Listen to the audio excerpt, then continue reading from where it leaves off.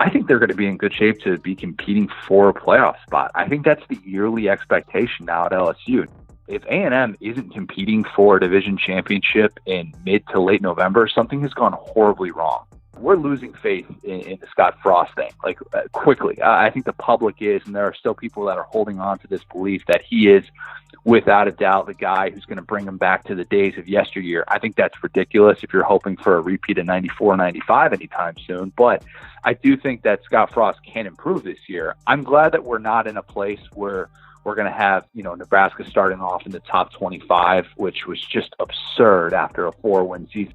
Picture if Joe Moorhead had done something like this at Mississippi State. The Yankee, the guy who they weren't willing to accept, despite the fact that he never did anything remotely like this to show that he wasn't fitting in his new surroundings.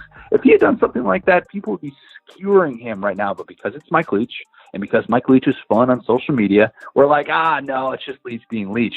You know what? I do think it's significant from the standpoint of if you have players reacting, that matters. If you have a player that has come out and have his father say, yes, this did factor into the decision to transfer, that's not good defensively. They're going to push people around, and that's going to be one of the nation's top defenses. It was last year. It will be again this year. It's going to be really difficult to score on that team. So, yeah, I think Oregon absolutely has a path to the playoff, and they could potentially end the Pac-12 drought.